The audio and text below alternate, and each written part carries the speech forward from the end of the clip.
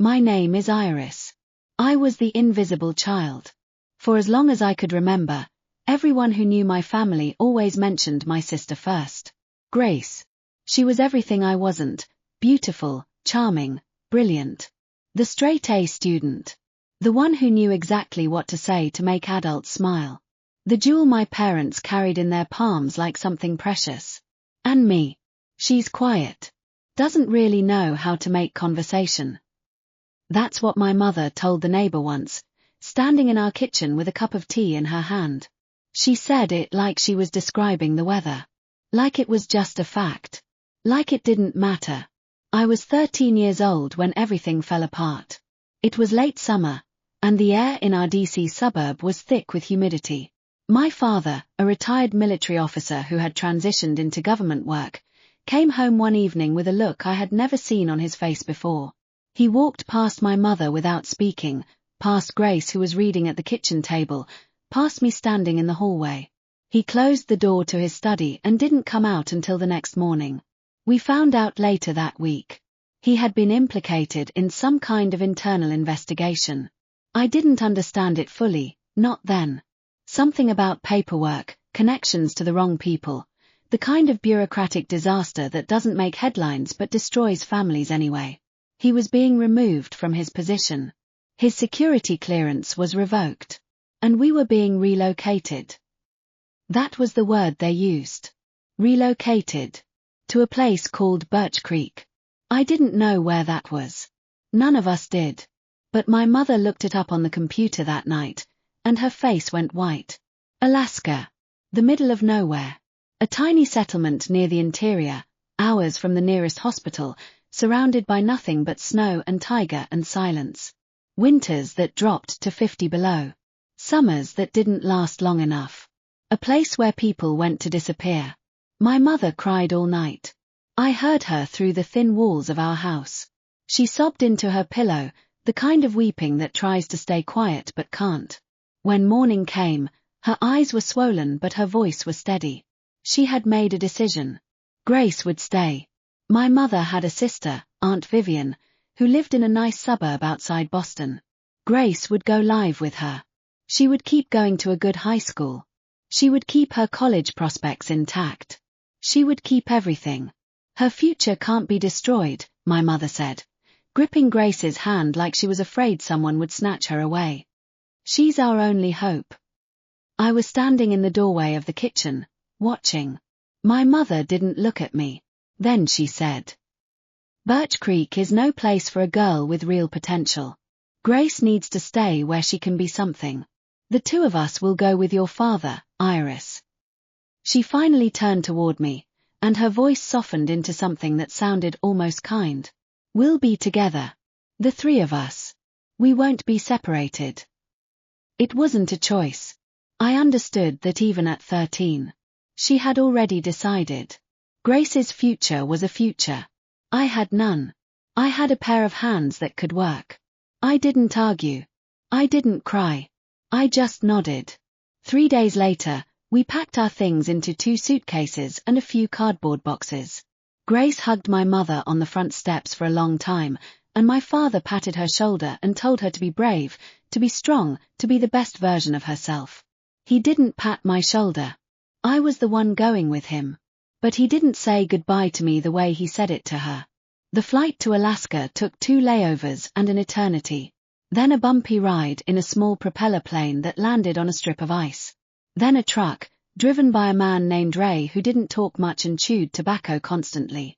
Then a snowmobile, because the truck couldn't go any further. Birch Creek wasn't a town. It was a handful of prefab buildings clustered around a frozen lake, surrounded by endless white mountains on the horizon, jagged and dark against the pale sky. The air smelled like iron and pine. The house they gave us was a single-wide trailer, decades old, its metal walls patched with duct tape and desperation. There was no central heating. Just a wood stove that had to be fed constantly. The pipes froze if you didn't keep the water running, and the water came from a well that tasted like rust. My mother cried again when she saw it. I didn't. I was already learning that tears wouldn't change anything. They never had before. I spent the next 13 years in Birch Creek. 13 years of winter. 13 years of hauling wood and carrying water and fixing things that broke. 13 years of watching the cold seep into my father's lungs like poison. He'd had old injuries from his military service. Something with his chest. The Alaska winter made it worse. By the second year, he was coughing up blood. By the third, he couldn't work anymore. The settlement had no proper doctor. The nearest clinic was an 8-hour snowmobile ride away, and they wouldn't come to us. They were understaffed, overworked, and didn't care about some retired bureaucrat who had fallen from grace. My mother fell apart. She cried. She panicked. She couldn't handle the cold, the isolation, the endless silence of the winter nights. She couldn't handle my father's coughing fits, the way his lungs rattled like gravel in a tin can. So I handled it. At 14 years old, I started doing the work of 2 adults. I hauled firewood until my hands blistered and bled. I broke ice off the pipes with a hammer every morning. I learned how to patch the roof, how to seal the windows with plastic sheeting, how to ration the food so we wouldn't starve before the supply truck came. I learned how to care for my father. The first time I realized how sick he really was, I was 15. He woke up at 3 in the morning with a fever of 103. He was shivering so hard the whole cot rattled. His skin was burning to the touch, and he was coughing up blood with every breath. There were no doctors. No hospital. No one to call. I knelt beside him and tried to remember what I'd read in the only medical book I'd managed to bring with me. It was a dog-eared first aid manual from my middle school library. I'd stolen it before we left. I'd hidden it in my backpack, and no one had ever asked about it. That night, I used it to try and save my father's life. I made a compress. I forced water into his mouth, spoonful by spoonful. I held his hand when the fever dreams made him cry out. He survived. But just barely. The medicine I used to treat him, I had to beg for it. I went to the settlement administrator, a man named Frank who never looked at me twice. I knelt in his office on the 3rd day, after my father's fever wouldn't break, and I told him I would do anything. Anything. I'd work double shifts. I'd clean the latrines. I'd do whatever he asked. He gave me a bottle of antibiotics that were already expired and a handful of painkillers. I took them and thanked him. My forehead hit the cold floor. I didn't get up until he told me to. When my father recovered enough to speak, he looked at me with bloodshot eyes. You went to him, he said. His voice was weak but there was heat in it. You knelt. He shook his head, and his hand came up and cracked across my face. The slap sent me sprawling. He was still sick. He was still weak. But he was strong enough to hit me. You're a soldier's daughter, he rasped. You don't beg. You don't bow. You disgrace yourself. You disgrace me. I didn't cry. I touched my cheek, which was already swelling, and I looked at him with the same blank expression I'd perfected over years of being ignored. Okay, I said. He turned away from me after that. He wouldn't look at me for a week. My mother stood in the doorway and watched. She didn't say anything. She didn't come to check my face. She didn't ask if I was okay. The next morning, though, she walked past me in the kitchen and slid half a piece of the bread into my hand. It was still warm. She'd just taken it from the stove. Eat, she said. Your father didn't mean it. You know his temper. I took the bread. I didn't eat it. I saved it for later, for the long nights when there was nothing else to fill my stomach. I wrote to Grace. Over the years, I wrote her 15 letters. 15. The first one was a month after we arrived. Grace, it's really cold here. The house is small and there's no heat. Dad is already sick. I don't know what to do. Can you send us anything? Warm clothes. Medicine. Anything would help. I miss you. I mailed it through the settlement office. It took weeks for letters to get anywhere from Birch Creek. I waited. No reply came. I wrote again. And again. And again. Grace, Mom is crying all the time. I don't know how to help her. Grace, Dad is worse. He can't stop coughing. The settlement doesn't have a doctor. I'm trying my best but I don't know what to do. Grace, it's spring now but it's still cold. I've been hauling wood every day. My hands are so cracked they bleed. I can't wear gloves because they get wet and freeze to my skin. Please write back. Just tell me you got this. Grace, I miss you. 15 letters. Every single one I sealed with shaking hands and sent off into the void. She received every one. I didn't know that until much later. She had folded them carefully and put them at the bottom of a trunk in Aunt Vivian's house. She told her aunt, "Don't tell me about that. I need to focus on school." Those were the words. Don't tell me about that. She didn't write back. Not once. 13 years passed.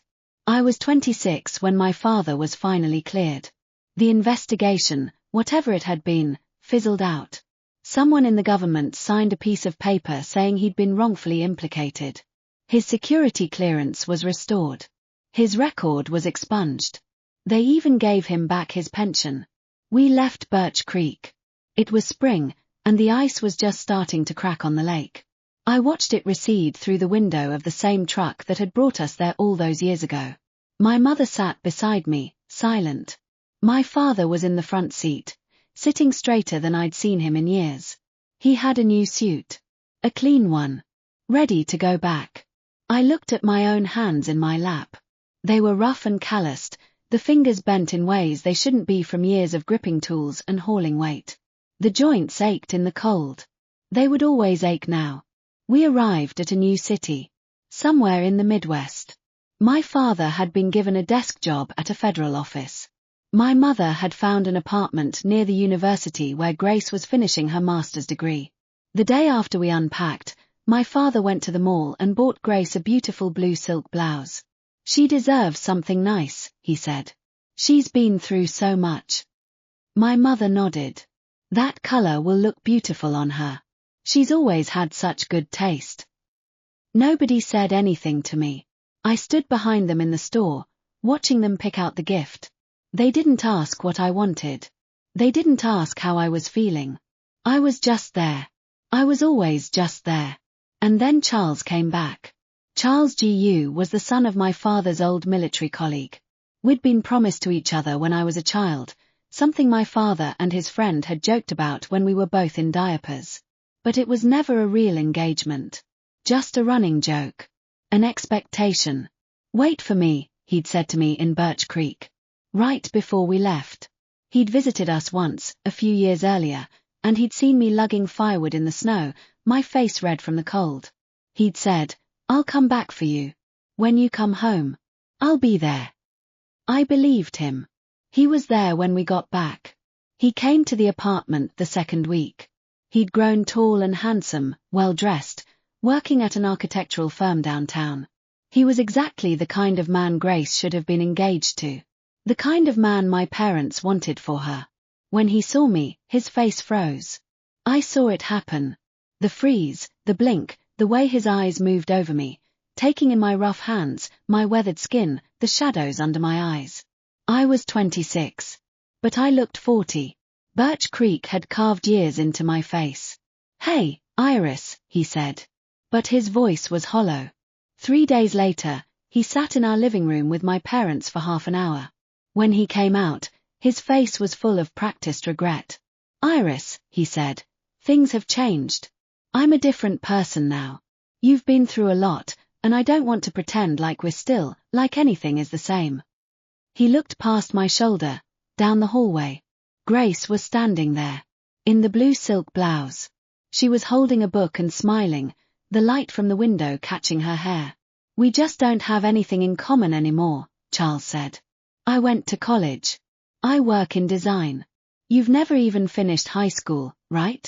I think it's better if we just move on. I'm sorry." He said he was sorry. 2 weeks later, he came back to the apartment. Formal. Polite. He was holding a ring. He asked my parents for Grace's hand. "Grace and I have really connected," he said. "We have the same values. The same ambitions. I think she's the one I'm meant to be with." My father was silent for a long time. Then he sighed. "Iris," he said, "you need to understand. Love can't be forced. Your sister and Charles are right for each other. You should be happy for them. My mother grabbed my hand. Iris, be a good sister. Your sister has suffered enough. She's been away from us all these years. She deserves happiness. You'll find someone else. Someone better. Just let this go. The wedding was small. Elegant. Grace wore white, and she was beautiful, and Charles held her hand like she was made of spun glass. I sat in the corner. No one sat with me. No one talked to me. The other guests glanced at me sometimes, whispered among themselves. Is that the sister who went to Alaska? She looks older than her mother. Can you believe it? She was supposed to marry the groom. And then her sister, well, look at Grace.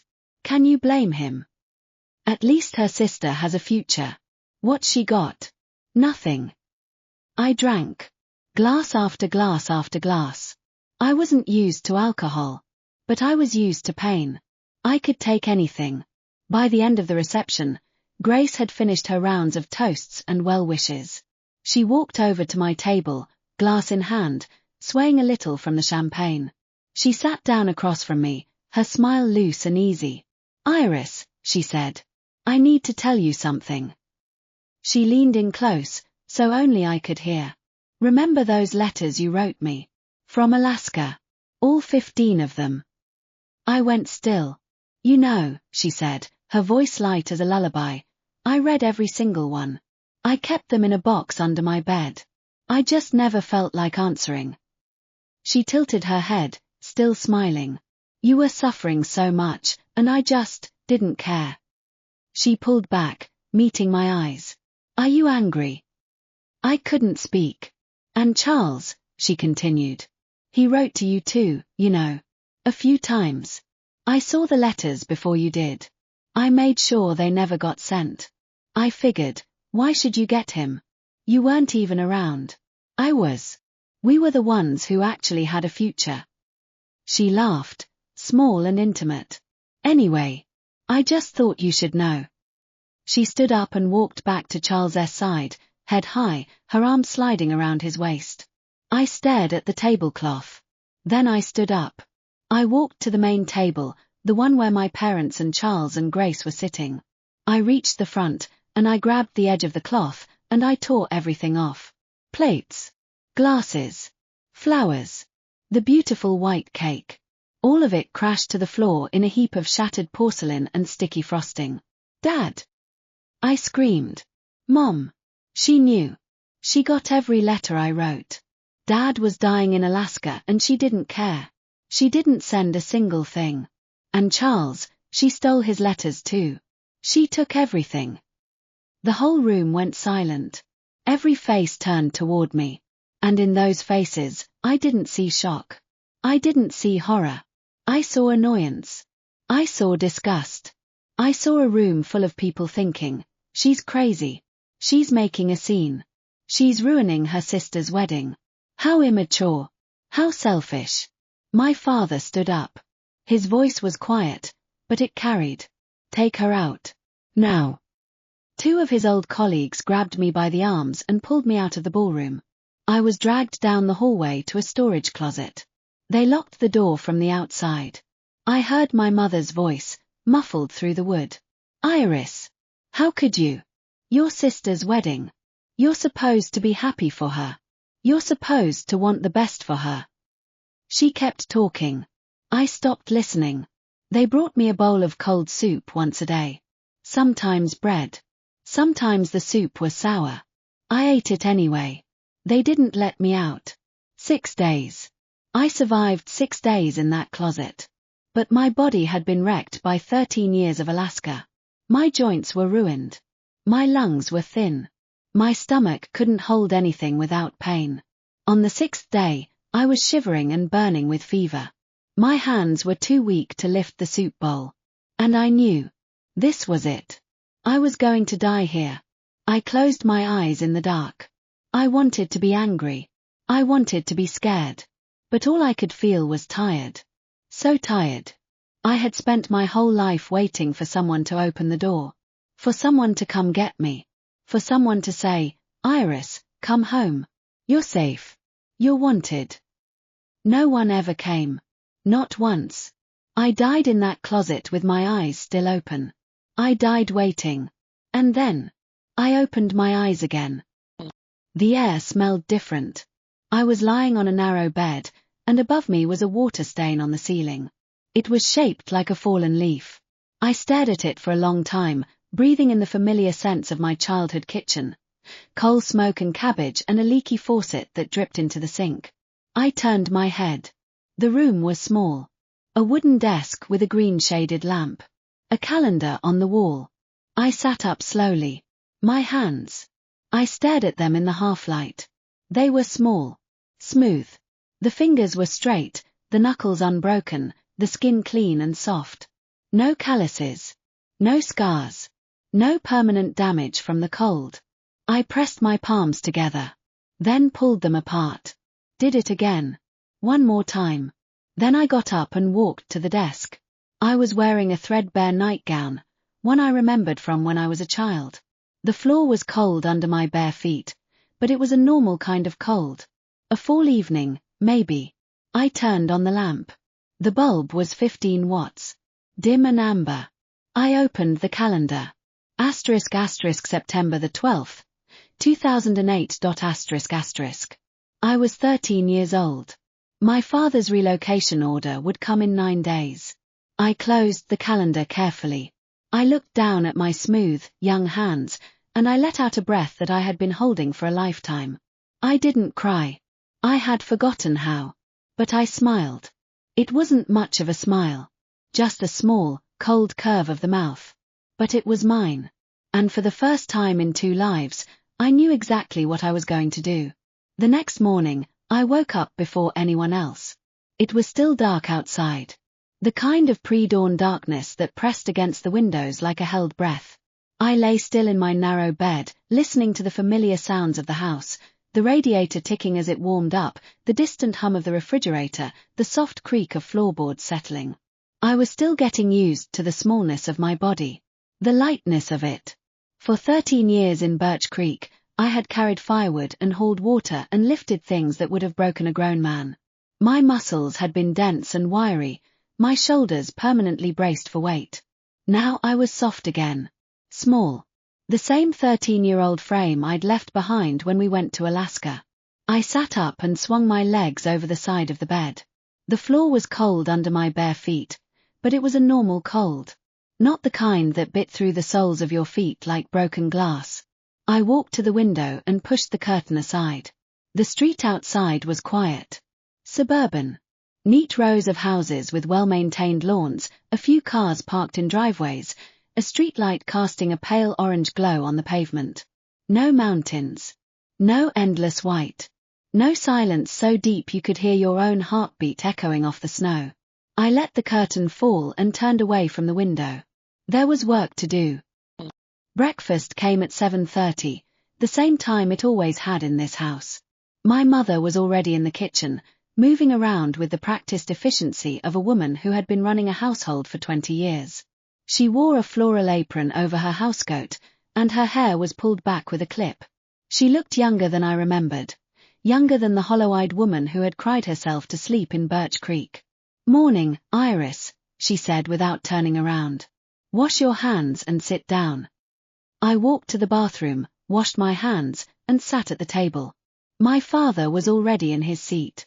He wore a pressed green shirt with the collar buttoned all the way up, and he was reading a newspaper folded neatly in front of his bowl. He didn't look up when I sat down. Grace was at her usual place, to my mother's right. She was reading a worn paperback of Jane Eyre *, her dark hair smooth and shiny, her clothes neat and pressed. She was already perfect at 15. She had always been perfect. My mother set 3 bowls on the table. Oatmeal, thick and steaming. 2 of the bowls were generous, with sliced bananas and a drizzle of honey. The 3rd bowl was thinner. More water than oats. A few sad-looking raisins floating on top. That one was mine. I didn't say anything. I just took the bowl and started eating. I'd learned a long time ago that pointing out unfairness never got me anywhere. It just got me labeled as difficult. "Grace, did you finish your history reading last night?" my mother asked, sliding into her seat. Yes, Mom. I did the whole chapter. I think I understand it pretty well. That's my girl. You're going to do so well on your exams. I can feel it.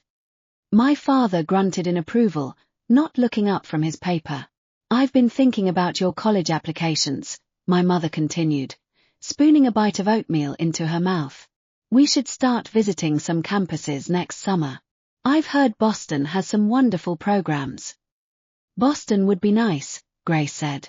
I've always wanted to live in a city with real seasons.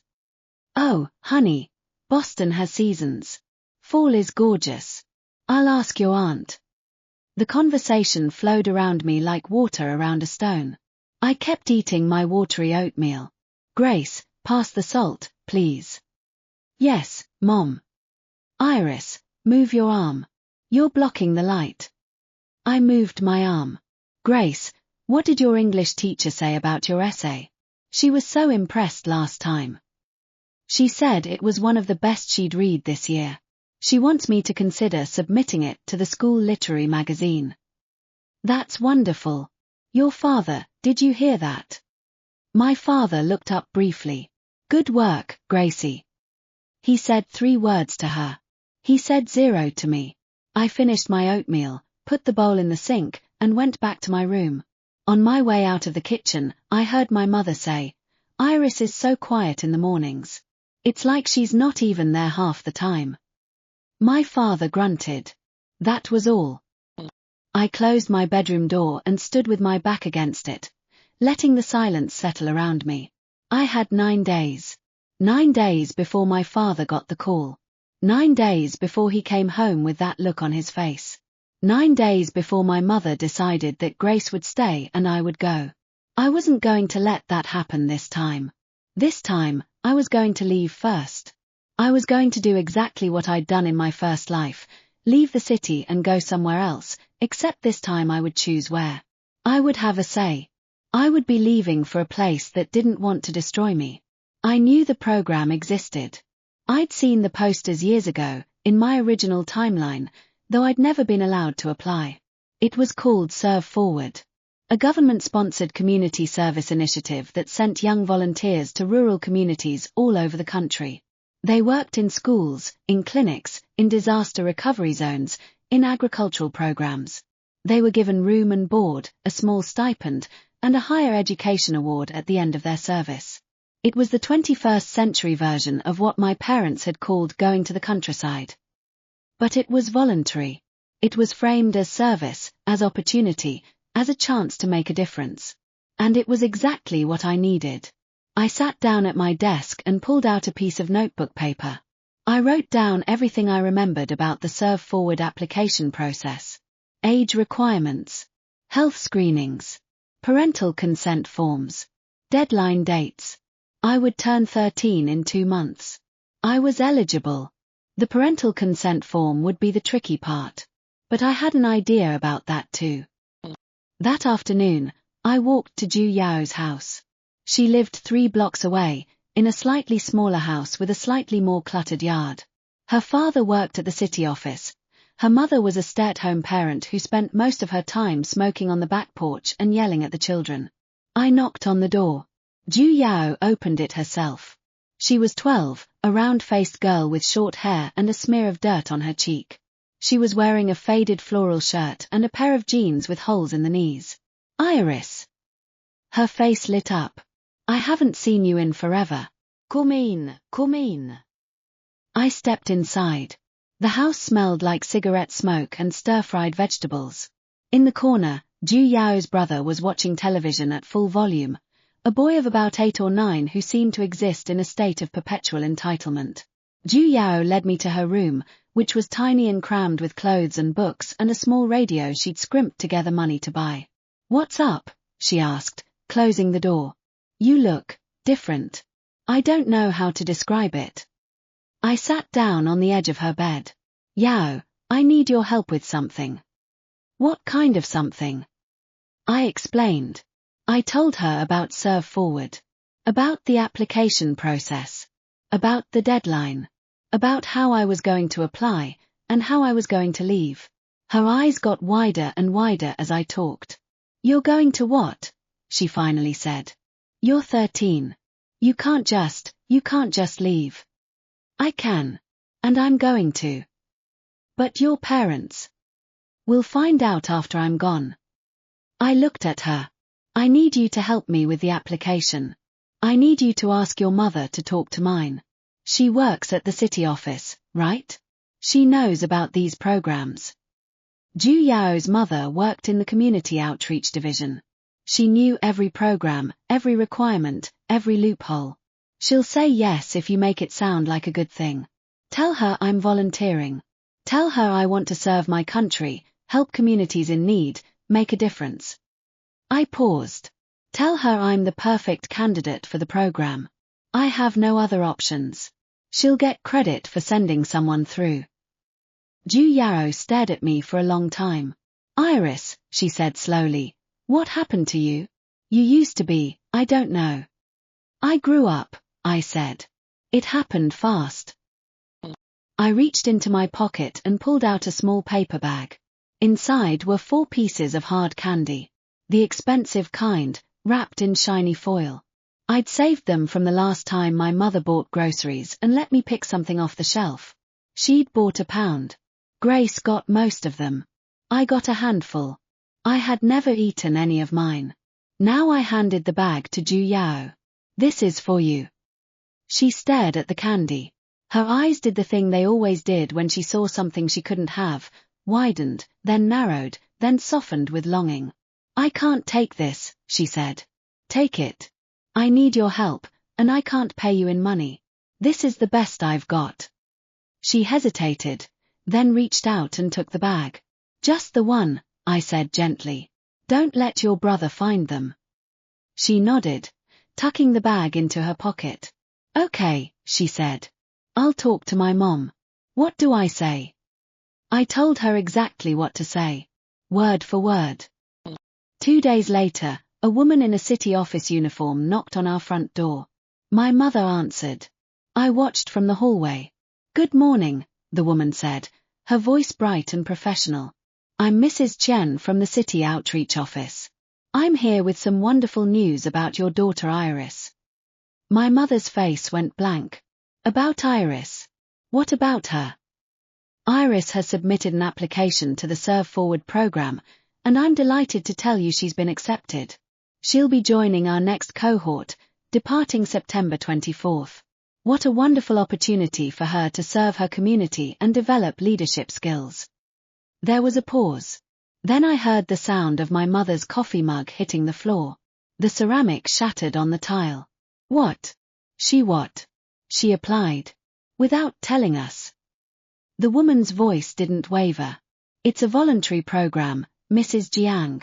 Many young people apply on their own initiative. It shows a great deal of maturity and leadership potential. Iris is the first from this district to apply. We're very impressed. My father appeared in the doorway of the living room, his face dark. Let me speak to this woman. He took the phone from my mother's hand. I'd gone to the kitchen extension and listened in. What is this program? He demanded. Who authorized my daughter to apply? Mr. Jiang, the application was entirely self-initiated. Iris filled out the forms and submitted them through the proper channels. We assume she had your blessing. She did not have my blessing. Well, the forms were all in order. Are you telling me a 13-year-old girl can sign up to leave home without her parents' consent? That can't be legal. That's the thing, Mr. Jiang. The consent form was signed. It had your signature. I watched my father go still. He must have been thinking back, trying to remember if he'd signed something recently. I'd practiced his signature for weeks. In my first life, I'd learned to forge it out of necessity when I needed to sign school permission slips and health forms. My parents never signed anything for me. I'd figured out how to do it myself. This time, I was using that skill for something bigger. I'm afraid there's been a misunderstanding, he said, his voice tight. There's no misunderstanding, Mr. Jiang. Iris is officially enrolled. We'll be sending a representative to help with travel arrangements. Congratulations again on raising such a civic-minded daughter." She hung up.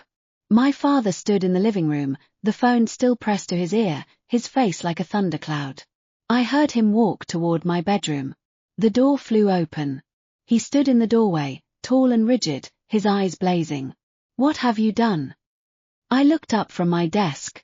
I had been reading a book about basic medical care, one I'd checked out of the school library earlier that week. I made sure to keep my expression calm. "I applied to the Serve Forward program. I've been thinking about it for a while. I want to serve my country, just like you taught me. Don't you dare use my words against me." "I'm not using anything against you. I'm just saying that you've always told me to be useful, to think of others. This is an opportunity to do that. You're 13 years old. The program accepts volunteers as young as 13. I checked." His jaw tightened. "You forged my signature." I didn't deny it. I did what I had to do. "You will call them back. You will withdraw your application immediately." "I can't.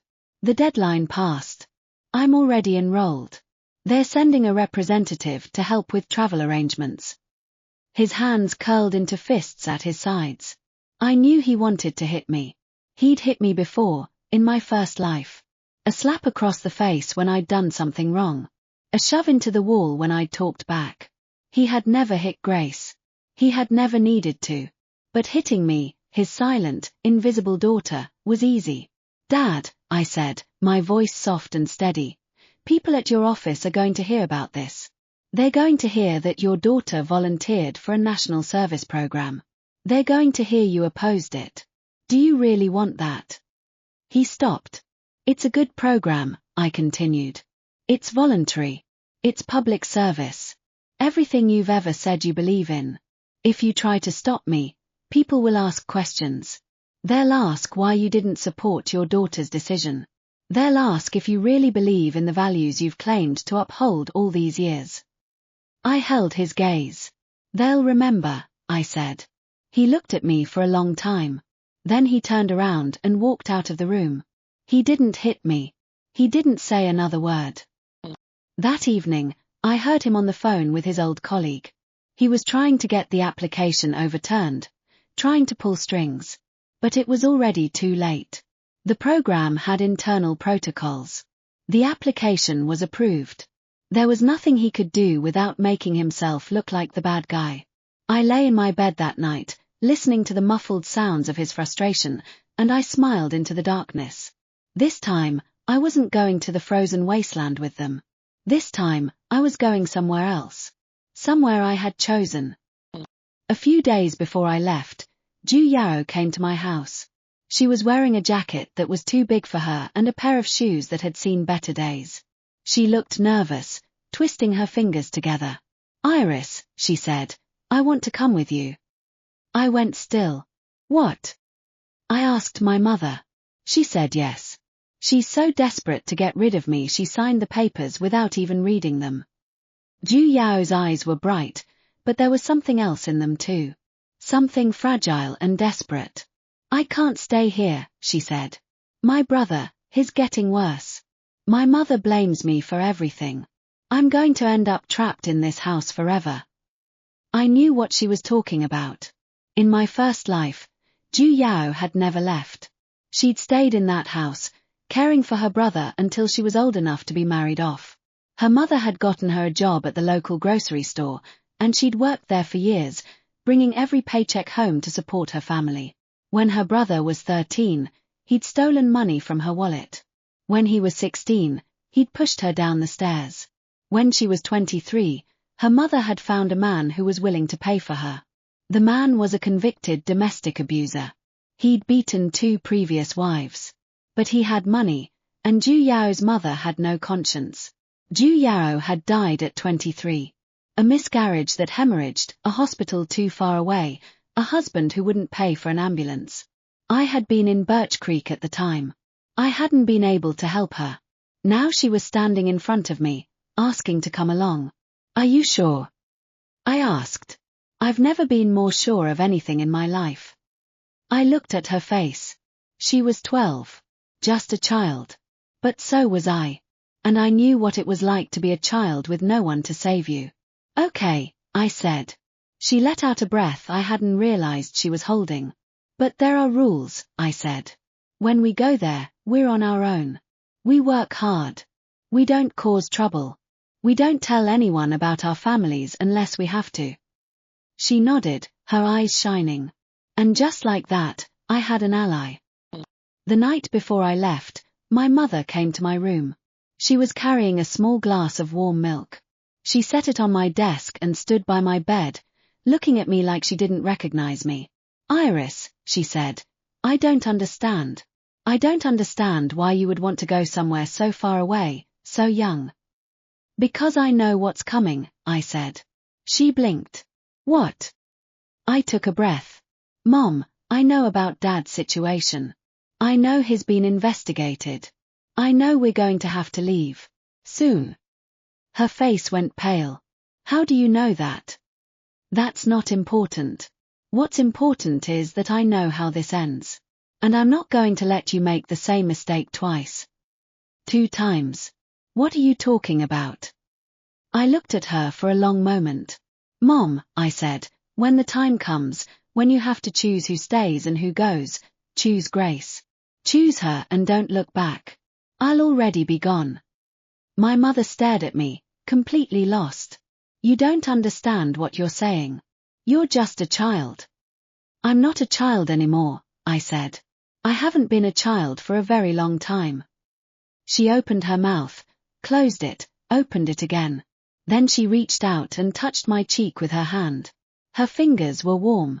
Iris, if you're scared about something, you can talk to me. We'll figure it out together. I let her touch my face. I knew she meant it, in her own way. She was trying to be kind. She had always tried to be kind. But kindness without action was just another word for nothing. Mom, I said, I'm not scared. Then why? Because I don't want to be a sacrifice anymore. She didn't understand. She never did. The next morning, I got up at 5. I packed my bag. A few changes of clothes. A pair of boots. A book about basic medicine, which I'd hidden in my backpack. A photograph of my grandmother, the only person in my family who had ever looked at me like I mattered. I walked to the front door. My mother was standing in the hallway. She had been crying. Her eyes were swollen, and she was clutching her robe around her with both hands. Iris, please. No, Mom. At least let me hug you. She stepped forward and wrapped her arms around me. I let her hug me. I didn't hug her back. But I let her hold me for one last moment. Then I stepped back. Iris. I'll write, I said. I don't think you'll write back. But I'll write. She tried to speak, but no words came out. I turned around. My father was at the other end of the hallway, standing near the door to the living room. He was wearing his green shirt, his hands clasped behind his back. His posture was rigid. His face was a mask. He didn't move. He didn't say goodbye. Dad, I said. He didn't respond. I took a breath. Be careful, I said. Then I turned and walked out the door. Ju Yarrow was waiting for me at the end of the block, her own bag slung over her shoulder. Ready? I asked. Ready, she said. We got on the bus.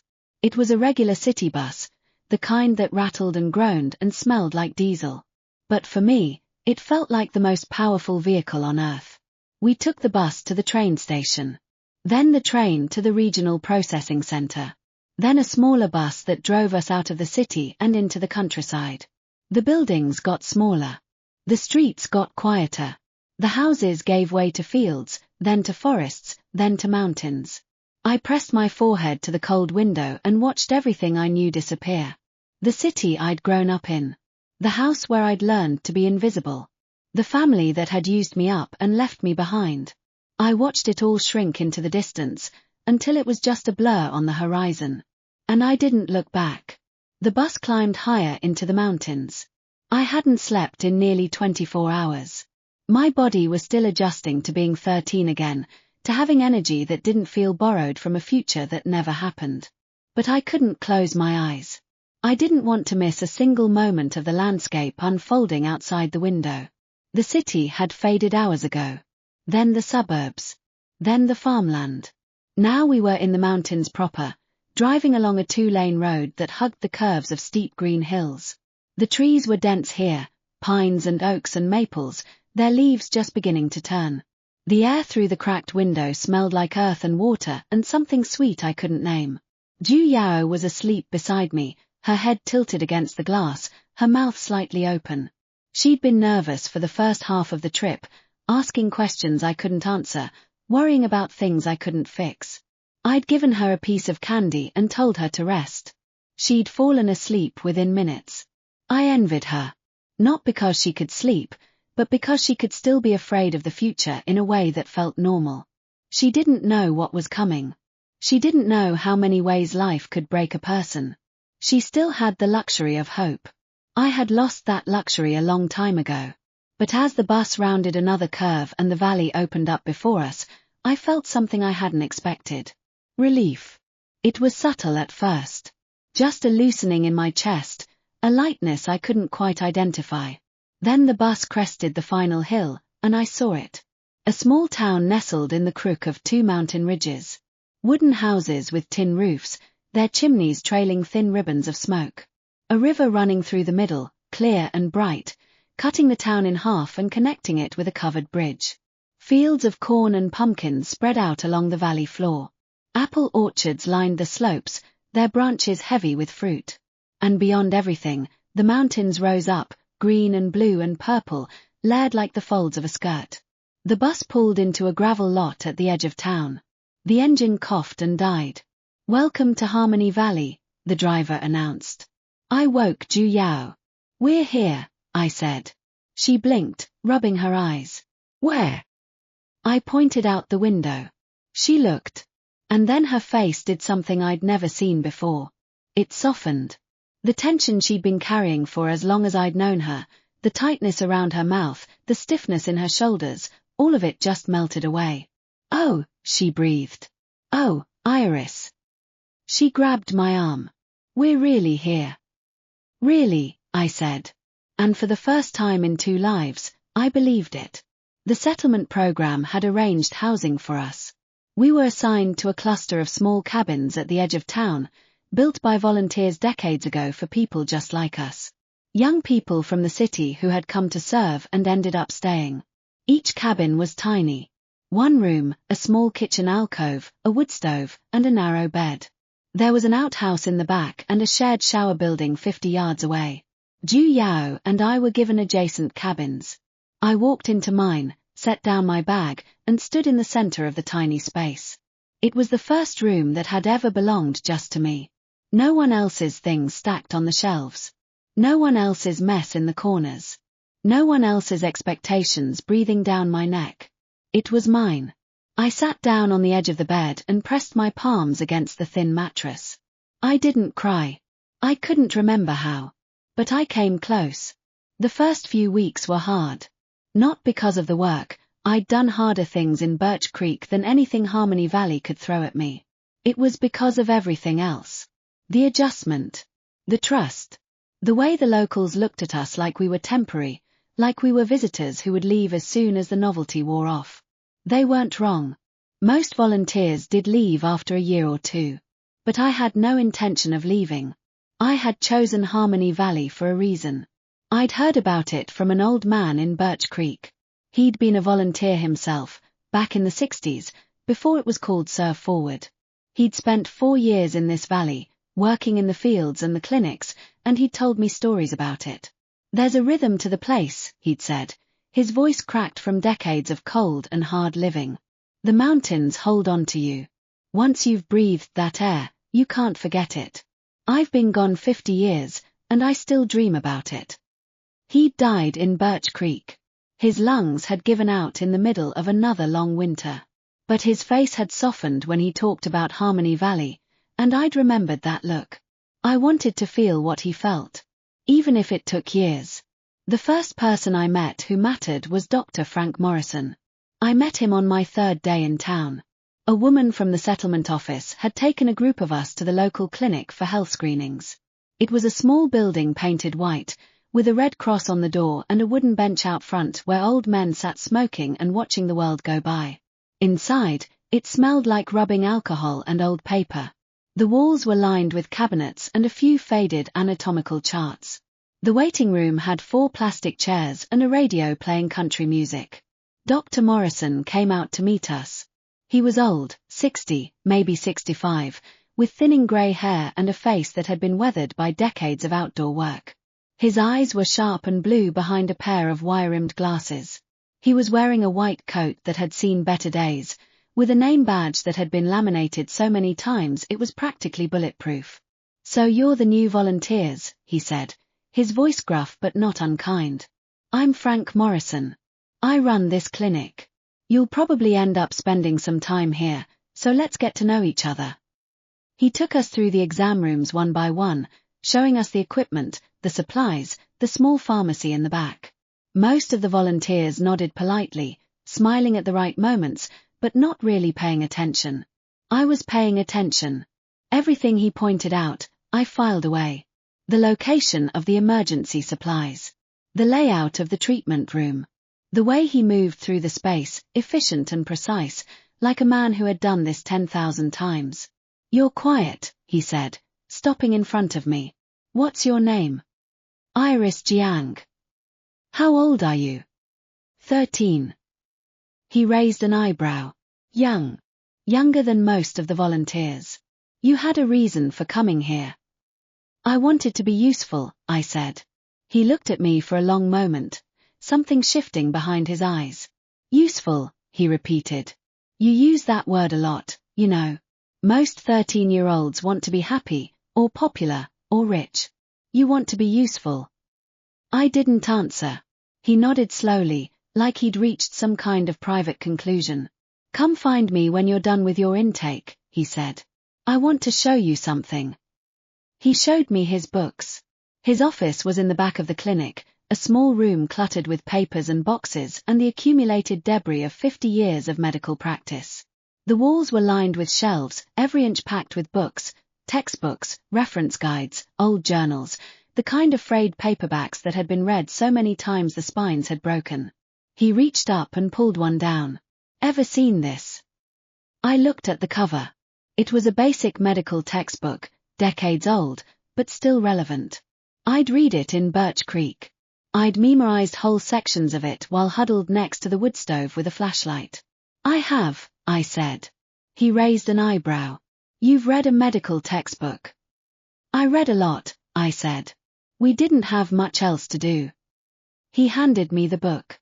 "Read me the first page." I opened it and read. The first chapter, about basic anatomy. I didn't stumble. I didn't hesitate. The words came back like old friends. When I finished, he was looking at me with something I couldn't quite identify. "Stay," he said. "I'll make a deal with you. You come to the clinic every day after your fieldwork, and I'll teach you what I know." "Teach me." "Medicine," he said. "The basics. Enough to be useful. You look like you need to be useful. And I need someone who can learn." He held out his hand. I shook it. That was the beginning. Every day after the morning work crew finished their shifts, I walked to the clinic and found Dr. Morrison waiting. He would hand me a book, or a chart, or a stack of patient notes, and I would study while he worked. He taught me how to take blood pressure, how to read a pulse, how to listen to a patient's lungs with a stethoscope, how to spot the difference between a viral infection and a bacterial one, how to treat basic wounds, how to make poultices from local plants, how to identify the signs of dehydration, malnutrition, hypothermia, heat stroke. His knowledge was vast and practical, earned over decades of working in places where you couldn't just send someone to the nearest hospital. He'd learned medicine in the field, the hard way, and he didn't have any patience for people who couldn't pick it up the same way. "You're a fast learner," he told me one evening. "I have to be." "No," he said, shaking his head. "That's not it. You learn fast because you can't afford not to. That's different. That's survival." He didn't ask me what I was surviving. He didn't need to. Over the next few years, I became his unofficial apprentice. I'd been taught by necessity in Birch Creek. Now I was being taught by someone who actually wanted to teach me. I didn't have to beg. I didn't have to plead. I didn't have to kneel on a cold floor and offer to do anything. Dr. Morrison just looked at me, saw something worth his time, and gave me what he had. It was the first time in my life anyone had ever done that. Ju Yarrow settled in too. She found work in the town's small grocery store, stacking shelves and sweeping floors. It wasn't glamorous, but it was honest work, and she didn't have to worry about her brother stealing her money or her mother screaming at her for every little thing. Her face changed over the months. The tension around her eyes softened. She laughed more. She talked more. One evening, she came to my cabin with a loaf of fresh bread she'd learned to bake from the store owner's wife. "I can't believe I lived like that," she said, breaking off a piece and handing it to me. I knew it was bad. But I didn't know it was that bad. I took the bread. It was warm. The crust was golden and crisp. "You're not there anymore," I said. She smiled.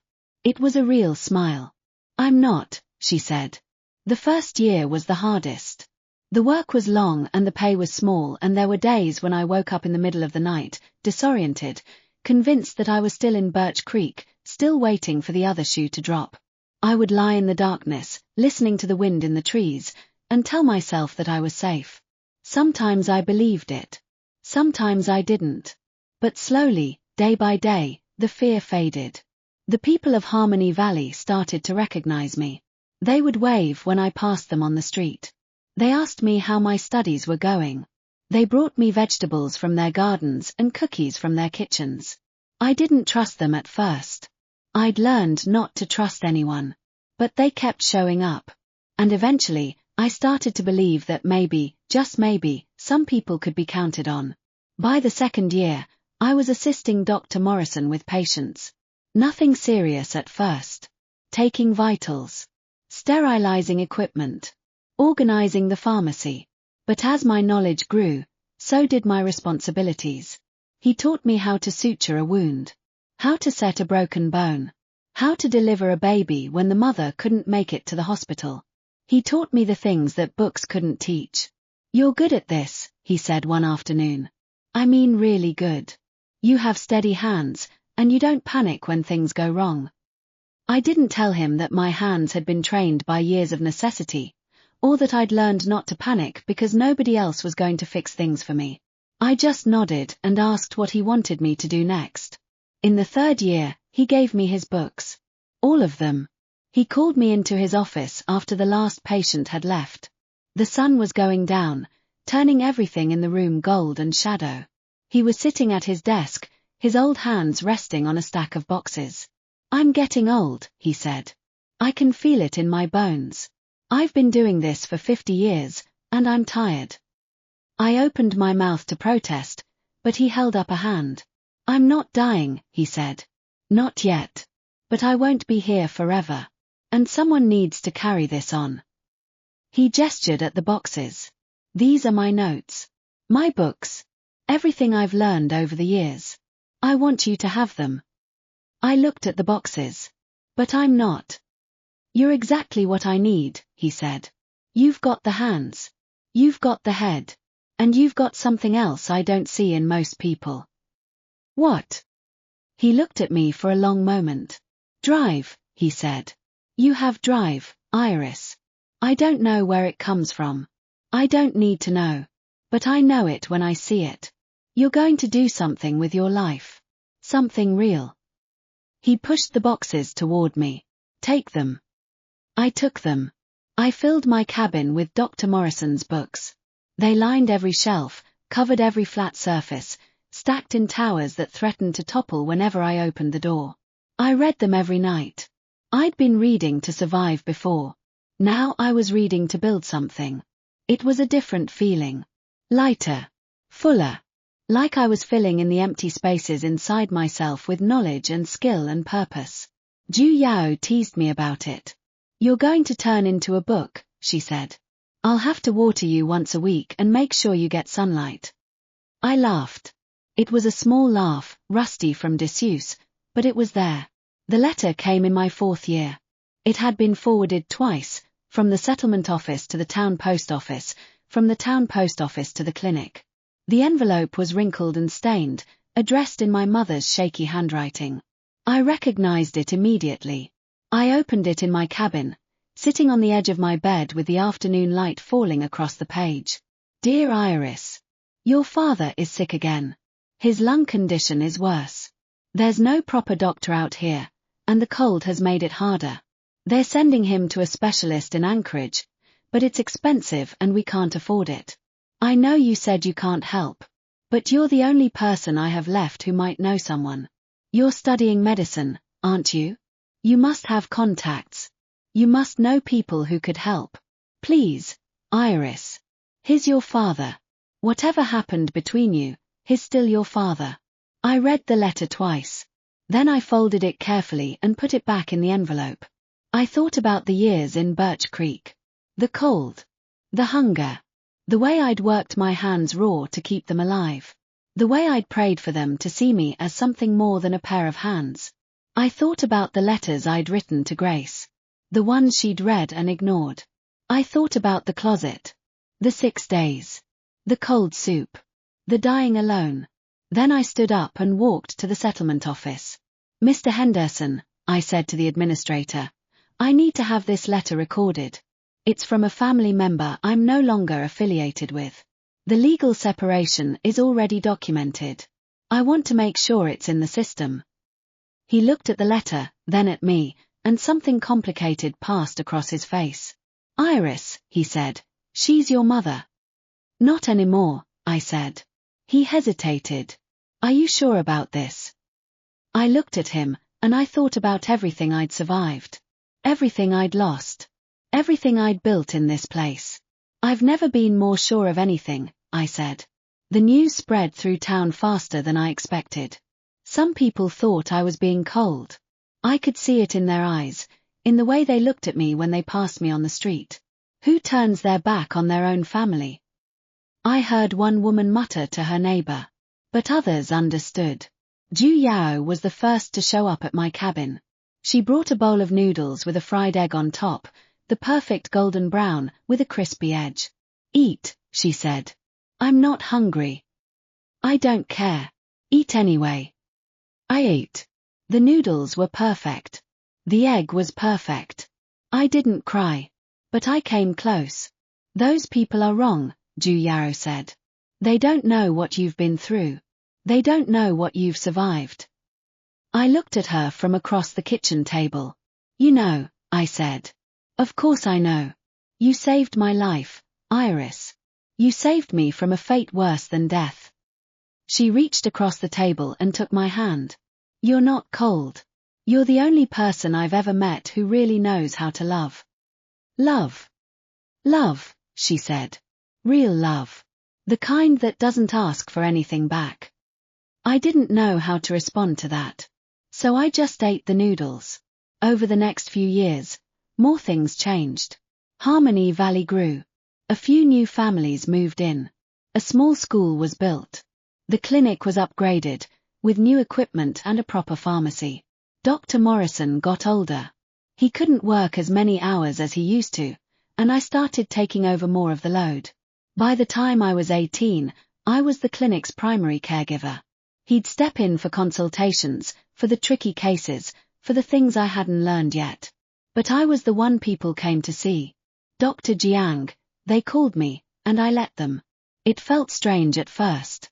Like a borrowed title, a name that didn't really belong to me. But after the first year, it started to feel like mine. Like I'd earned it the hard way. In my 5th year, the letter came from the university. It was a letter from the state university system, addressed to me at the clinic. Dr. Morrison had put in a formal recommendation, advocating on my behalf. I had been awarded a full scholarship through a program for rural service volunteers, tuition, fees, and a living stipend for the duration of my program. I read the letter in Dr. Morrison's office, standing next to his desk. This is real? I asked. He nodded. It's real. You've got a place. You'll have to leave for a few years, go to school, get your training, get certified properly. But then you can come back. I looked at the letter. Come back. He smiled. Did you think I was going to let you get away that easily? I stared at the letter, at his face, at the future unfolding in front of me. You paid for this, I said. Put in a good word, he corrected. The scholarship is from the program. But I might have written a letter or two. I opened my mouth to say something, but I couldn't find the words. So I just stood there, holding the letter, feeling the weight of everything that had happened and everything that was still to come. Dr. Morrison walked around the desk and put a hand on my shoulder. Go, he said. Learn everything you can. And then come back. We'll be waiting. The day I left Harmony Valley for school, Ju Yao walked with me to the bus stop. It's only for a few years, I said. I know. 3 years. I know. I looked at her. Will you be okay? She smiled. It was a real smile, open and warm and full of the confidence I'd helped her build. I've got the grocery store. I've got my own place. I've got people here who care about me. I'm not going anywhere. She hugged me, quick and fierce. Now go. Don't make me cry. I smiled back. I didn't cry either. The first semester was the hardest. I'd had 6 years of practical experience in the clinic, but I'd never been in a real classroom. The textbooks were dense, the lectures were fast, and the other students had grown up with opportunities I'd never known. But I'd learned to survive in worse conditions than a classroom. I studied. I stayed up late. I asked for help. I wasn't the smartest student in the program, but I was the most determined. By the 2nd year, I was at the top of my class. By the 3rd, I had a reputation. Jiang, my professors said. She's the one who came from that rural clinic. She knows more about practical medicine than half the faculty. The other students looked at me differently after that. Not as an outsider, but as someone who had seen things they hadn't. I didn't correct them. I just kept working. Ju Yao wrote to me every week. Her letters were cheerful and full of gossip about Harmony Valley. The new doctor who had replaced Dr. Morrison. The expansions to the clinic. The births, the weddings, the everyday rhythms of a town that was quietly becoming home. She didn't mention her family. I didn't ask. Some things were better left in the past. In my 3rd year, I got another letter. This one was from my mother, forwarded through the old settlement address. Iris. Your father is gone. He had a stroke last year, and he never fully recovered. I wanted to tell you sooner, but I didn't know how. I still don't know how. I'm not writing to ask for anything. I just wanted you to know. Grace has her own life now. She's married, with a child. She doesn't talk about you. I don't think she even remembers what she did. But I remember, Iris. I remember everything. I remember the letters you wrote from Alaska. I remember how I didn't send you anything back. I remember the day you left, and how I let you go without a fight. I was wrong. About all of it. I know you can't forgive me. I don't expect you to. I just wanted you to know that I know. And that I'm sorry. It's not enough. It will never be enough. But I wanted you to hear it before I'm gone too. She'd signed it with her name. Just her name. Not love. Not mom. Just her name. I read the letter 3 times. Then I folded it carefully and put it in a drawer. I didn't write back. I thought about it. I thought about the cold and the hunger and the dying alone in a closet. I thought about the letters I'd written to Grace, the ones she'd read and thrown away. I thought about the years I'd spent raising myself, surviving on nothing but stubbornness and desperation. And I realized, I didn't want revenge. I didn't want justice. I didn't even really want an apology. I just wanted to be free. And I was. I graduated with honors. The day I walked across the stage to receive my diploma, I was 21 years old. I had survived 2 lifetimes. I had carved a future out of nothing. I had learned to trust people, and more importantly, to trust myself. Dr. Morrison didn't come to the ceremony. He was too old to travel. But he sent me a letter, handwritten in his shaky script. Iris. I always knew you'd make it. Now come home. We need you. I tucked the letter into my pocket and went home. I returned to Harmony Valley on a Tuesday. The bus dropped me off at the same gravel lot where I'd arrived 8 years earlier. I stepped off, my bag slung over my shoulder, and I stood there for a moment, breathing in the mountain air. It smelled like pine and earth and wood smoke. The same smell I'd first encountered when I was 13 and broken and desperate. The same smell that had slowly, over the years, become the scent of safety. The town looked different. The clinic had expanded. A new school had been built.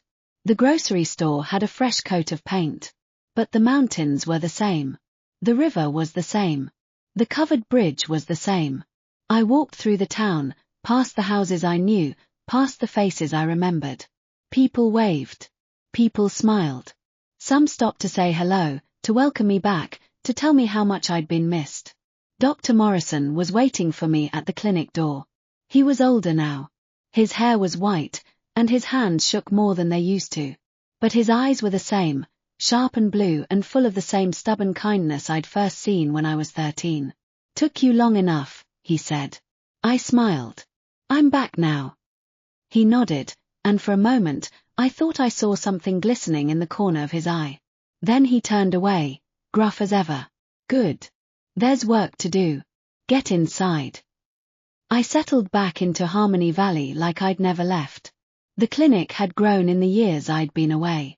I had my own exam room now, with my own equipment, my own patient files, my own name on the door. People came to me with everything from colds to chronic conditions. They trusted me. I trusted them. It was a strange feeling, to trust anyone. I'd spent so many years expecting the worst from people. But Harmony Valley had taught me that some people could be counted on. Dr. Morrison retired at the end of that year. I threw him a party at the community hall. Almost everyone in town came. There was a potluck dinner, and speeches, and someone had baked a cake shaped like a stethoscope. I'm going to miss this place, he said, standing at the front of the room, looking out at the faces of the people he'd served for decades. But I'm leaving it in good hands. He looked at me. She's the best doctor this town has ever had, he said. I blushed. I'd never been good at accepting praise. But as the crowd applauded, I felt something warm and steady settle in my chest. I was home. The next 4 years passed quietly. I built a life. I bought a small house at the edge of town, a 2-bedroom cottage with a front porch and a yard. I planted a garden. I got a dog, a stray mutt who'd wandered into the clinic one winter and refused to leave. I went to work every day. I saw patients. I taught a few of the younger volunteers who came through the program, passing on the things I'd learned from Dr. Morrison. I wrote to Ju Yao every week.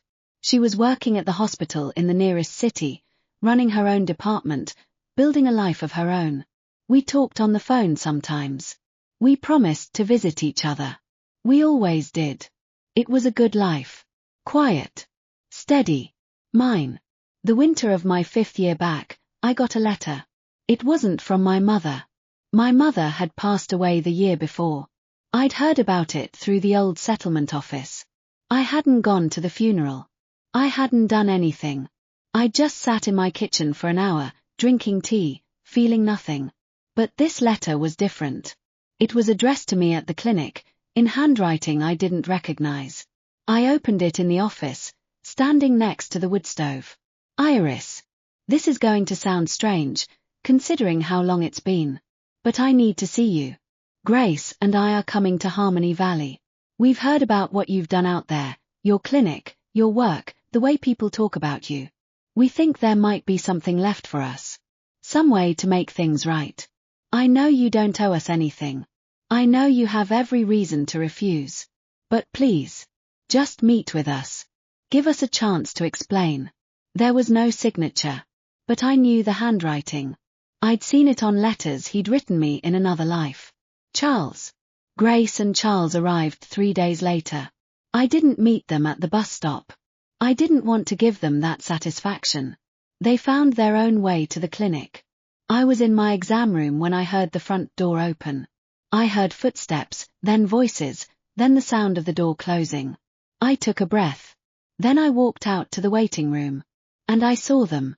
Grace was 30-something now, but she looked older. She'd lost weight. Too much weight. Her face was gaunt, her hair thin and lank, her eyes hollow. She was wearing a coat that didn't quite fit, the sleeves too short, the fabric worn at the elbows. She looked like a woman who had been running for a very long time and had finally run out of energy. Charles was with her. He was thinner too, his shoulders stooped, his hands shoved deep into his pockets. He'd lost the easy confidence he'd had in his youth. There was something raw and exposed about him now. Grace looked at me. For a moment, she just stood there, staring. Her lips parted, and I saw something flicker across her face. Recognition, disbelief, maybe even a hint of the old competitiveness. "Iris," she said. "Grace." She took a step toward me, then stopped. "You look," she swallowed. "You look older." "I'm older," I said. She laughed. It was a short, bitter sound. Older and better, apparently. The clinic, the house, the reputation. You've done well for yourself. Who told you about the clinic? People talk. Small towns. Word gets around. I looked at Charles. He hadn't said anything. He was just standing there, his eyes fixed on me with something I couldn't quite identify. "What do you want?" I asked. Grace took another step forward. This time, her eyes were bright, not with tears, but with something sharper. "What do I want?" she repeated. "What do I think I want? I want my life back. I want the last 20 years erased. I want to be 18 again, before I ruined everything, before I became," she gestured at herself. "This." I didn't say anything. "You know what happened to me," she said. "Do you have any idea what your decision cost me?" My decision? Leaving. Running away to that program. If you'd stayed, if you'd come with them like you were supposed to, I wouldn't have had to go. I stared at her. "Is that what you think?" "Of course that's what I think." She was shaking now. Her voice was rising, cracking at the edges. "If you'd gone with them, I could have stayed in the city. I could have finished high school. I could have gone to college. I could have had a career, a real career, something that actually mattered. But instead, you left, and they needed someone to go with them, and they chose me. Me. I was the one who got sent to that frozen wasteland. I was the one who wasted her best years in a place with no future, no opportunities, no nothing." I looked at her. Really looked at her. And I saw it. She remembered. Not the way I remembered, not the full span of 2 lives, 2 deaths, 2 chances. But she remembered something. She remembered the cold. She remembered the displacement. She remembered the years she'd spent in that barren place, the education she'd lost, the doors that had closed. She just didn't remember what I'd done for her. She didn't remember how I'd been the one to go in my first life. She didn't remember how I'd died so she could live. "Grace," I said, and my voice was level and calm. "What are you talking about?" She looked at me, wild-eyed. "You know exactly what I'm talking about. You left. They needed someone else. They picked me. That's not what happened." "The hell it isn't." "Grace." I took a step toward her. "I left because I chose to. There was no second choice. They didn't pick you instead. They had no one to pick." She stared at me, her mouth opening and closing. "If I had stayed," I said, "do you know what would have happened? They would have taken me with them. Both of us, maybe. They would have taken everything we had, and we would have gone to that place together. You and me. Both of us destroyed." She shook her head, backing away. That's not what I remember." I saw it then. The cracks in her certainty. The way her eyes darted, looking for something solid to hold on to. She didn't have the whole picture. She had only fragments. Pieces of a past life she'd never fully lived. And she was trying to make them fit. "Grace," I said, "you need to stop." "Stop what?" "Stop trying to make me the villain of your story." She went still. "You remember some things," I continued. "Maybe not everything. But you remember enough to know that something went wrong. You remember being sent somewhere you didn't want to go. You remember losing things you thought were yours. And you want to blame someone for it. She swallowed. I'm not the one to blame, I said. I was 13 years old. I made a choice to save myself. That's all I did. She looked at me for a long moment. Then she turned away. She's not lying. It was Charles. He'd finally spoken. Grace spun around. What? I said she's not lying. I've seen the files. The old government records, when they finally declassified everything. Your father's investigation. The relocation order. They were already packed and ready to go before she applied to the program. If she hadn't left, they would have taken her with them. They never picked you instead of her. You were always going to be the one who stayed behind. Grace stared at him, her face draining of color. That's not. It's the truth. I'm sorry. She looked between us, Charles and me, as if searching for a version of events that made sense. But there was none. Only the truth, cold and undeniable. She started to cry. I didn't move to comfort her. I just stood there, watching. Charles reached for her, but she pushed him away. I told you not to bring me here, she said, her voice cracking. I told you she wouldn't help. I told you. She broke off, sobbing. Charles looked at me, helpless. Then he spoke. Iris, he said, I know you probably hate us. You have every reason to. But we don't have anywhere else to go. What are you asking me for? He took a breath. Your father's case. The government finally settled it. There's compensation, back pay, pension, survivor benefits, that never got claimed. But the paperwork is complicated. We need someone who can navigate it. Someone who knows the system. I looked at him. And you thought I'd do that for you? Not for me. For your father. He's gone. Your mother's gone. This is all that's left of what they had. I thought, maybe you'd want to honor what they built. They'd never built anything for me, I thought. They'd built a life for Grace. They'd built a future for themselves. They'd left me with nothing but broken pieces and a pair of hands that knew how to work. But I didn't say any of that. If you want to apply for survivor benefits, I said, there are forms. There are offices. There are people whose job it is to help you. You don't need me. But you know the system. I know the clinic. I know the valley.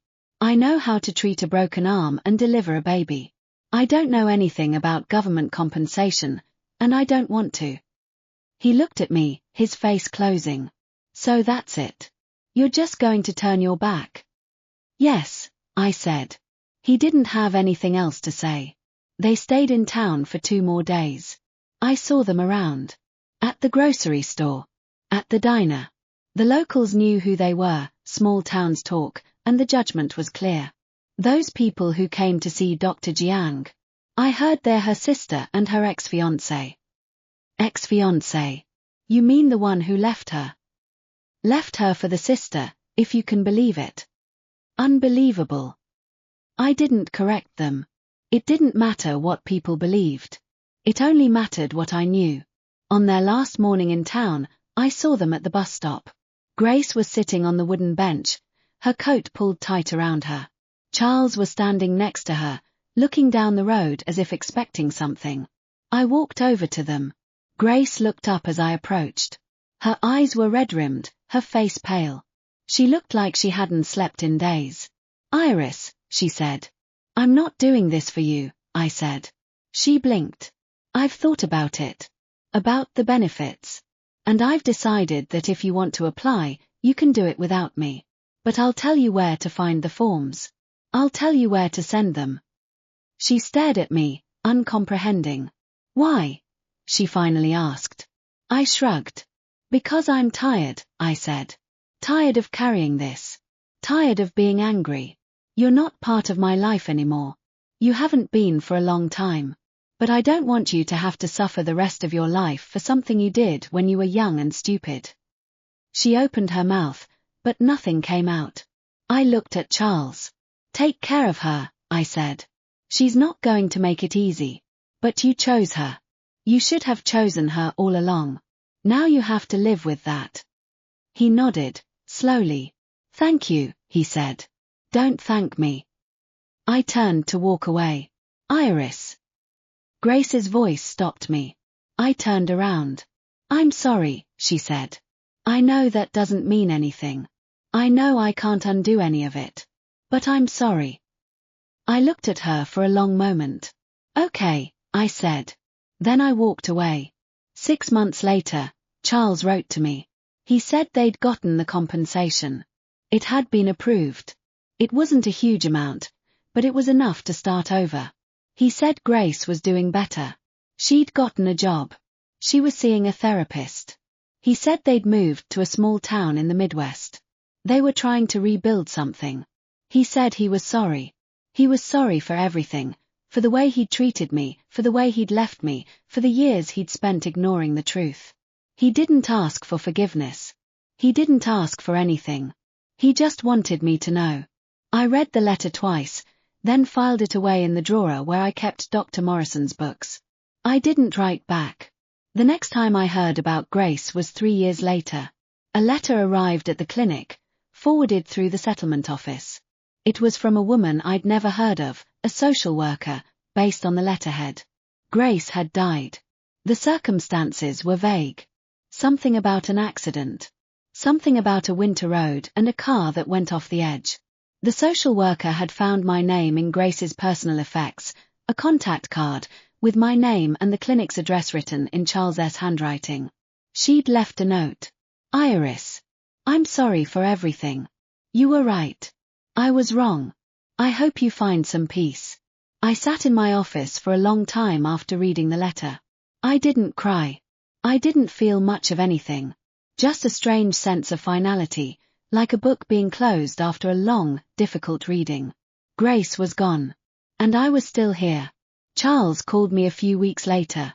He didn't have much to say. He told me about the accident. He told me about the funeral. He told me he was moving on, trying to rebuild again. She talked about you a lot at the end, he said. She said she wished she'd known you better. She wished she hadn't spent so much time being jealous. Jealous? I asked. You were always the one who had something she didn't. You just didn't know it. I didn't know what to say to that. I still don't. The winter after Grace died, I bought a house. Not the cabin I'd been renting near the edge of town, which had served me well for years, but a real house. A proper one. 2 bedrooms, a kitchen with actual counter space, a front porch with room for chairs, and a backyard that sloped down toward the river. I signed the papers in the town lawyer's office, feeling the weight of the keys in my palm. Then I walked out onto the street and breathed in the cold mountain air. It was my first house. My first home. Not borrowed. Not temporary. Not something that could be taken away from me. Mine. The next spring, I planted a garden. It wasn't much at first, just a few rows of vegetables in the backyard, some herbs near the kitchen door, and a small apple tree that I'd picked out from the local nursery. I'd never had the luxury of planting anything before. In Birch Creek, nothing grew. In Harmony Valley, I'd been too busy just surviving to think about planting for the future. But now I had time. Now I had space. Now I had a future worth planting for. Ju Yarrow came to visit that summer. She'd taken a week off from the hospital, driven 4 hours across the mountains just to see me. She walked around my house with her hands in her pockets, inspecting everything with a critical eye. It's small, she said. It's cozy. It's got good bones, though. The porch is nice. Lots of light. I know. That's why I bought it. She laughed and pulled me into a hug. I'm so proud of you, she said. You know that, right? I'm so proud of you it makes me want to cry. I pulled back. Don't, I said. I hate crying. You don't hate crying. You just don't know how to do it anymore. She looked at me with those wise eyes of hers, and I realized that she was right. I'd forgotten how to cry. I'd forgotten how to feel anything so deeply that it made me fall apart. I'd been holding myself together for so long that I didn't know what it felt like to let go. That night, We sat on my porch and drank tea. Ju Yao talked about the hospital, about her patients, about the man she'd been seeing on and off for the past few months. She talked about her future, about maybe going back to school, about all the things she still wanted to do. I listened, and I felt something I hadn't felt in a long time. Contentment. It wasn't happiness, not exactly. Happiness was a word I still had trouble understanding. But contentment was something I could hold on to. A quiet steadiness. A sense that I was exactly where I was supposed to be. Are you happy? Ju Yao asked suddenly. I looked at her. I think so, I said. I don't know if I know how to be happy, but I think I'm getting there. She smiled. That's good enough, she said. The next year, I took on my first apprentice. Her name was Lily. She was 18 years old, one of the new volunteers who'd come to Harmony Valley for the same reasons I had, to get away from something, to find something, to build something. She was quiet and serious, with steady hands and a hunger to learn. I saw myself in her. I'm not going to make it easy, I told her on her first day. You're going to have to work hard. You're going to have to study. You're going to have to prove that you deserve to be here. She nodded. I know, she said. That's what I want. So I taught her. I taught her how to take blood pressure and listen to lungs and stitch wounds. I taught her how to stay calm when things went wrong. I taught her how to carry the weight of a patient's fear without letting it crush her. She learned fast. Faster than I had, maybe, because she had something I'd never had, someone who believed in her from the start. You're good at this, I told her one evening. She looked at me with that same hungry expression. I want to be like you, she said. I want to help people.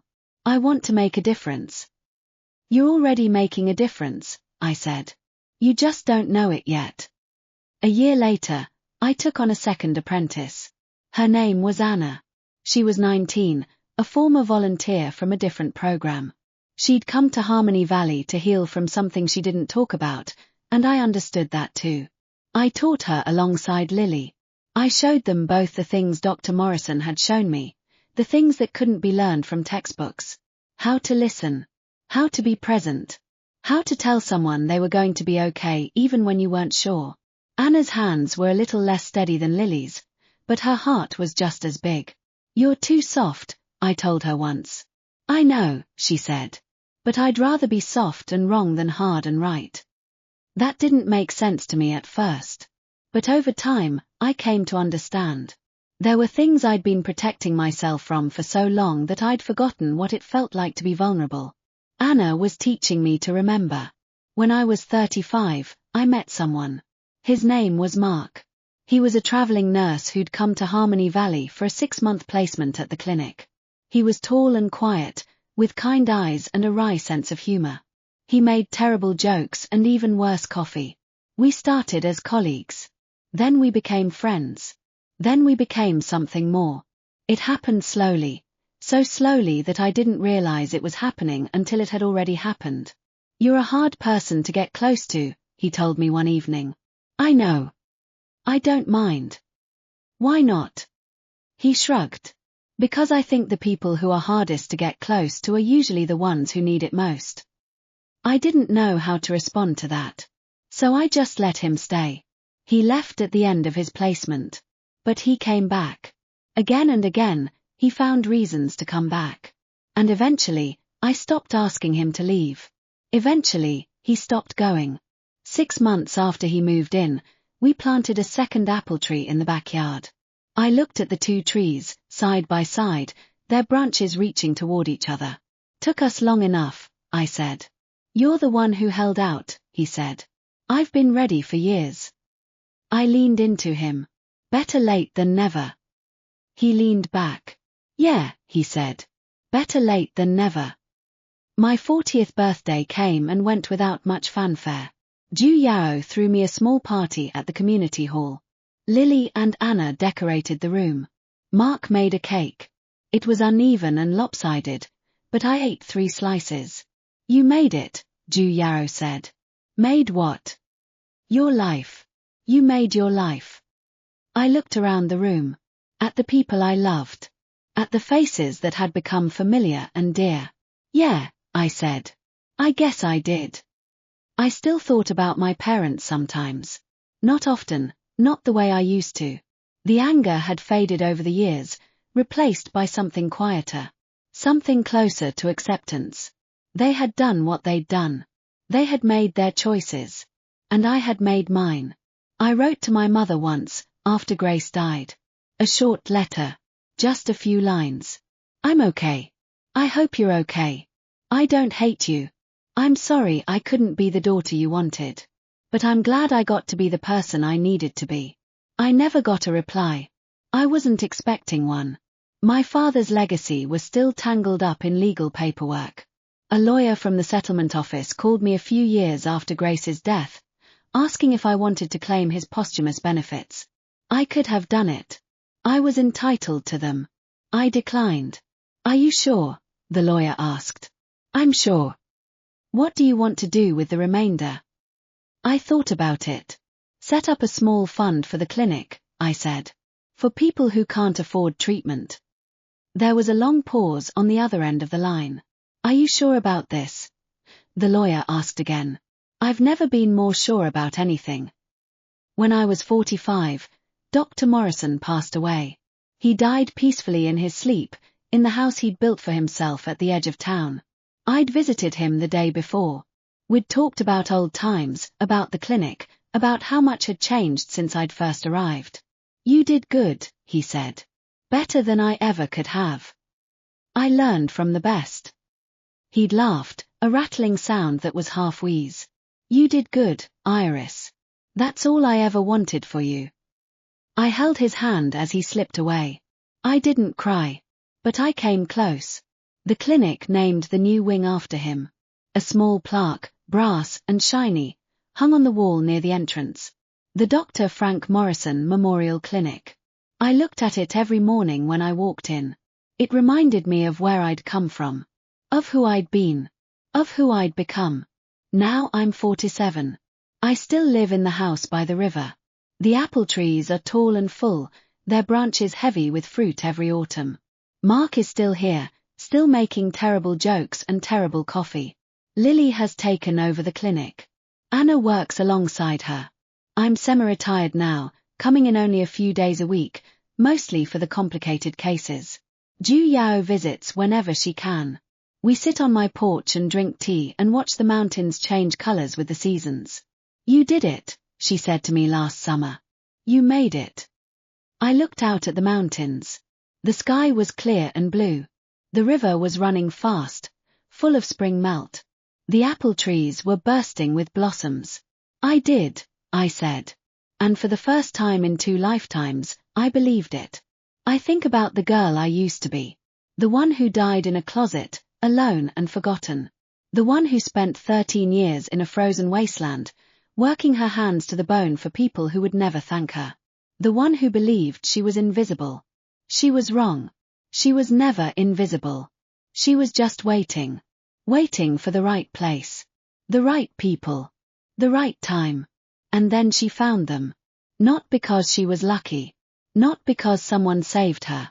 But because she chose to save herself. Life isn't perfect. There are still hard days. Sad days. Days when the memories press in and I can't breathe. But there are good days too. Days when I wake up in my own bed and hear Mark making coffee in the kitchen. Days when I walk into the clinic and see Lily and Anna doing the work I taught them. Days when Ju Yao calls just to say hi. Days when the apple trees bloom. Days when I feel the sun on my face and realize I'm alive. I'm really, truly alive. And that's enough. More than enough. So this is my story. It's not a story about revenge. It's not a story about winning. It's a story about survival. About choosing yourself. About learning that the person who can save you is always, always you. I didn't forgive my family. But I let them go. I didn't forget what they did. But I stopped letting it define me. And I built a life.